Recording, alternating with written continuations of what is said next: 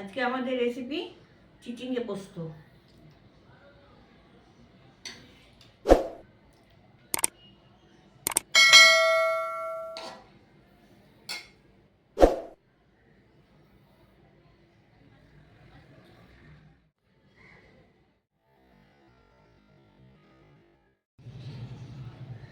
চিচিঙ্গে পোস্ত করার জন্য আমি প্রথমে চিচিঙ্গেটা কেটে নিচ্ছি।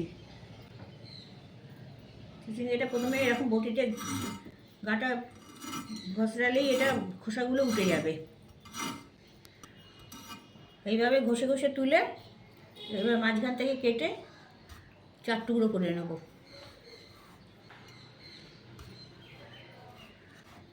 চার টুকরো করে নিয়ে ছোটো ছোটো টুকরো করে নেব। এরকম ছোটো ছোটো টুকরো করে নেব। চিচিঙ্গেগুলো ছোটো ছোটো টুকরো করে কেটে নিয়েছি। এছাড়া 2টো মিডিয়াম সাইজের আলু টুকরো করে কেটে নিয়েছি, আর একটা মিডিয়াম সাইজের পেঁয়াজ ঝিরিঝিরি করে টুকরো করে কেটে নিয়েছি। ওভেনে কড়া বসিয়েছি, তাতে আমি 2 টেবিল চামচ সর্ষের তেল দিয়ে দিচ্ছি।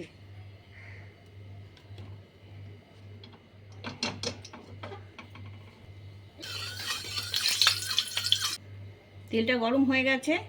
আমি এখানে তেলটা সামান্য ফ্লেভার আনার জন্যে গোটা কয়েক মেথির দানা, অল্প কালো জিরে আর অল্প মৌরি আর একটা লঙ্কাকে টুকরো করে ফোড়ন দিচ্ছি।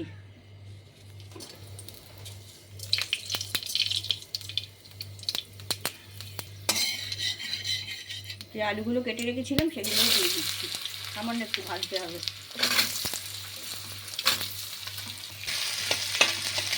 অল্প একটু ভেজে নেব।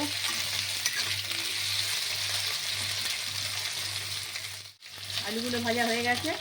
এবার আমি যে চিচিঙ্গেটা কেটে রেখেছিলাম সেগুলো দিয়ে দিচ্ছি। এটাও সামান্য ভাজবো। রান্নায় যে ফোড়নটা দিয়েছি খুবই অল্প দিয়েছি, কারণ হচ্ছে এতে পোস্ত পড়বে তো, তাতে পোস্ত গন্ধটা ভালো থাকবে। জাস্ট 1 মিনিট একটু নাড়াচাড়া করে ভেজে নিলাম। এবার আমি পেঁয়াজটা কেটে রেখেছি, পেঁয়াজটা দিয়ে দেবো। পেঁয়াজটা পরে দিলাম যাতে পেঁয়াজের যে মিষ্টি একটা ভাব আছে সেটা ভালো থাকবে। আর এটাও ওই 1 মিনিটই নাড়াচাড়া করে নেবো। এখানে আমি পেঁয়াজ দিয়ে করলাম, দরকার করলে পেঁয়াজটা নাও দিতে পারেন। পেঁয়াজটা ভাজা হয়ে গেছে। এবার এখানে 25 গ্রাম পোস্ত বাটা আছে, শিলে বেটে নিয়েছি, এটা দিয়ে দিচ্ছি।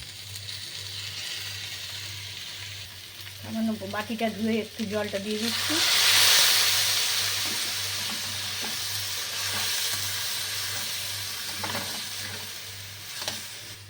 এগুলো মিক্স করা হয়ে গেছে। আমি এবার 1 কাপ জল দিয়ে দিচ্ছি।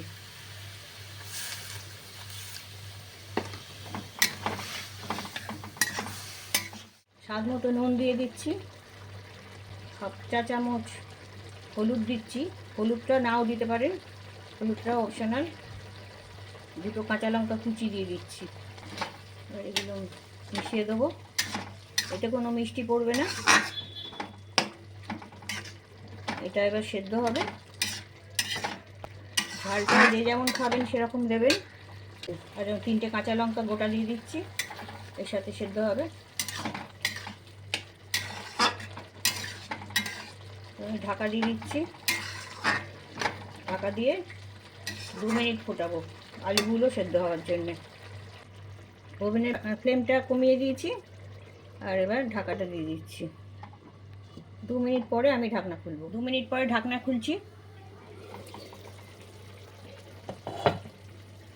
আমি এবার চেক করে নেব আলুগুলো গলেছে কিনা। আলুটা গলে গেছে, কিন্তু আমার জল অনেকটা রয়ে গেছে। আমি এবার ওভেনের ফ্লেমটা বাড়িয়ে দিচ্ছি। বাড়িয়ে দিয়ে জলটা আমি কমিয়ে নেব।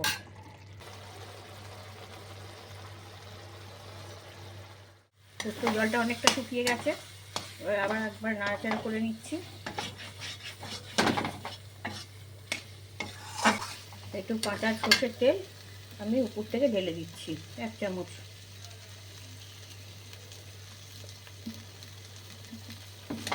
এটা আমি মিক্স করে দিচ্ছি।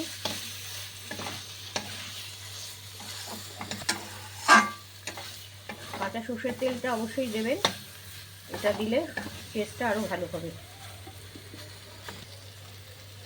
উপর থেকে দুটো পেঁয়াজ কুচি ছড়িয়ে দিচ্ছি।